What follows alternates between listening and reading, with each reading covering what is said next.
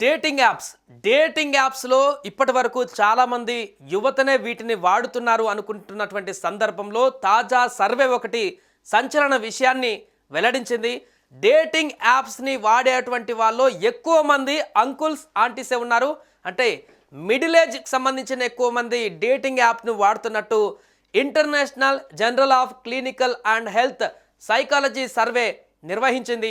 ఈ సర్వేలో యువత కంటే మిడిల్ ఏజ్ పురుషులే డేటింగ్ యాప్లను అధికంగా వాడేస్తున్నారని, 45 నుంచి 55 ఏళ్లలోపున్న వారే ఒకరికంటే ఎక్కువ మందితో డేటింగ్ చేస్తున్నారని తేలింది.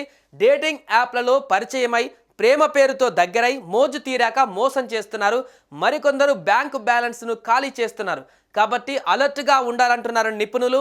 ఇప్పుడు డేటింగ్ యాప్స్ ద్వారా ఒకప్పుడు ముక్కు ముఖం పరిచయం లేనటువంటి వ్యక్తులను కూడా డేటింగ్ యాప్స్ ద్వారా పరిచయాలు పెంచుకొని తమ యొక్క కోరికలు లేదా తమకు కావాల్సినటువంటి ఎంటర్టైన్మెంట్ కోసం విచ్చలవిడి తిరుగులు తిరిగి దానికి ఉపయోగించుకున్నటువంటి ప్లాట్ఫామ్గా మారినటువంటి డేటింగ్ యాప్లో ఇప్పుడు మోసాలు కూడా పెరిగిపోయాయి.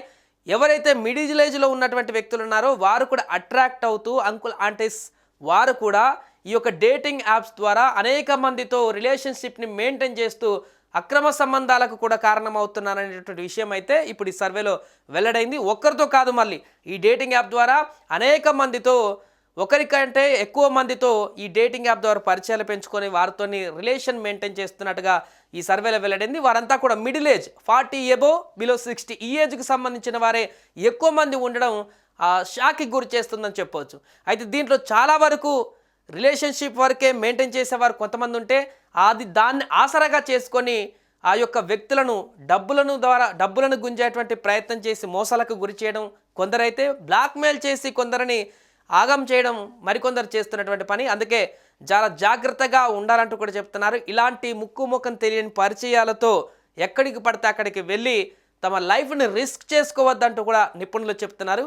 కాబట్టి అలర్ట్గా ఉండండి. ఇలాంటి వాటిపైన వ్యామోహం పెంచుకొని జీవితాన్ని నాశనం చేసుకోకండి.